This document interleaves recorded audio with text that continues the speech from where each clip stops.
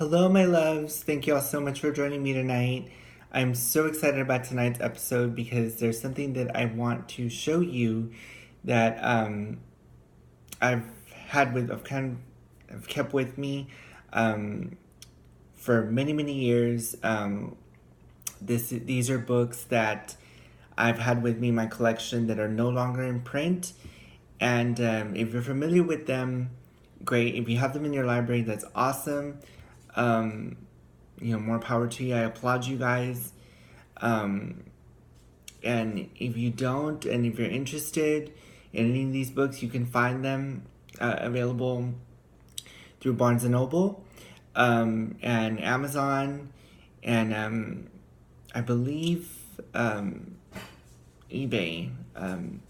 But they're only available in ebook format. But like I said, I've had these books for many years. I was fortunate enough to get them when they first came out in print. So without any further ado, let's begin.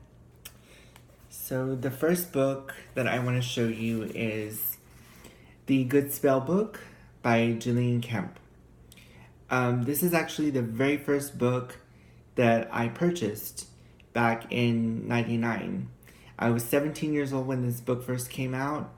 And at the time, I was strictly just classic lit. I wasn't really interested in any other genre. Like, I wasn't even considering New Age because I was all about the classics like The Scarlet Letter, Huckleberry Finn, Wuthering Heights, Jane Eyre, that kind of literature. That was my forte, back in the day. But when I first noticed this book, it stood out. Something about it spoke to me, and I picked it up and I looked through it, and to my surprise, it was to me just a regular book that had the history of witchcraft and the rituals of the Romanies and how they would do certain things and what they believed in and all that good stuff. So I thought, hey, well, I'm gonna keep an open mind and check this book out and see what it's all about and see if I can incorporate it into my work, because at that time I was strictly just lighting religious candles, saying prayers, special novenas, honoring various saints. So anything New Age never really crossed my mind. And coming from a religious background, this type of literature was frowned upon because it was considered evil. And delving into black magic to hurt people, or only people with evil intent had books like these. And that wasn't me. But I believe honestly that it depends on your intention. If you have good intent and you do a spell like this with good intention, then something good will come out of it. If you have bad intention, then of course something bad will happen, but it'll happen to you. It'll come back to you. But this is the first ever book that I purchased, so it's very near and dear to me. As you can tell, the book is worn because I've had it for so many years. You can see that it's kind of faded in the back. The pages are all, they're kind of stuck together almost because they've been in my my treasure chest, or my little antique chest, for so long. But I mean, despite this, it's still in good condition. So now that I've found it, I'm starting to use some of these spells in my ritual work. I'm incorporating it in some way. The next book that I got was the Love Magic book, also by Gillian Kemp. I found her books to be rather interesting, so whenever her books came out, I was always there to purchase. You know, I was always the first one there to purchase a new book that she had coming out. This one has also been with me for many years, for 10 years. I've had this a little less than the Good Spell book. This one I've had for 19 years, almost 20 years. And this one I've had for 10. I got this one in 2008. This came out, ironically, on Valentine's Day in 2008.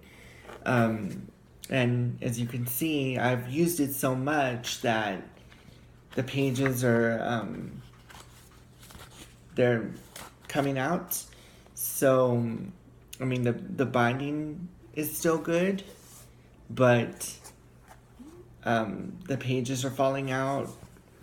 And I have used this as well, this book, to I've incorporated some of the spells in my ritual work. Whenever I do a love spell, I do a spell for self-love, not to get anyone's attention, or it's not directed at anyone in particular. I just do it for self-love or to strengthen my romance, or, you know, whatever the case. But my suggestion to you all is, if you are going to do a love spell, be very, very careful with the wording. Do not do it with ill intent. Like, don't do it because you want to get back at somebody, or you want to make someone suffer, because I guarantee you it will come back to you, and the results are going to be disastrous. So if you're going to do a love spell, do one for self-love.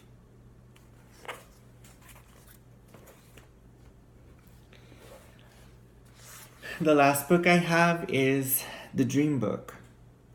This one also came out in 2008. I've had this book for 10 years as well. And this is pretty much, it's like a dream dictionary. So if you can see how it's got different interpretations of dreams, and they're all alphabetical. And in the back, it's got different dream spells that you can do. I don't know if you can see that. But this is pretty interesting. One of the main reasons, honestly, that I got this book was because of the color. I love the color blue. So this is the cover itself was beautiful, and it's got a beautiful glitter design. So that immediately drew my attention. So if you ever need to find something out about a particular dream that you have, if you need some understanding, some interpretation, this is the good book for you. Like I said, these books are no longer in print, so your best bet would be to find them in ebook format. And they're really cheap. They're $10. So it's not that bad. But it is well worth every penny, because this book goes into detail about everything, about specific dreams, how to get rid of nightmares, how to dream about a certain person, how to invite that person into your dream, and so forth. So that will do it for tonight's episode. I really hope that you enjoyed this time with me, and I really hope that you will do some research on these books and incorporate them into your work. If you have these books with you in hard copy or in print, let me know in the comments below. If you would like more information on these books, you can visit either barnesandnoble.com or look for them on amazon.com. And like I said, they're in ebook format. So, like I said, if you still have these books in print, let me know in the comments below. And I know that she has another one out. This isn't recent though. This is like from years ago. The other one she has out is called The Fortune Telling Book, and it's a purple book with the same glitter design as the Dream Book. That one talks about how to do tea leaf readings, crystals, how to read crystal balls, how to read tarot cards or incorporate tarot into your work, that kind of thing. So if you found that interesting, look into that as well. Join me next time when I will be talking about St. Catherine and a special ritual dedicated to her to find a suitable partner. So until next time, guys, I appreciate all your love and support. Keep the comments coming. I love you guys. Take care.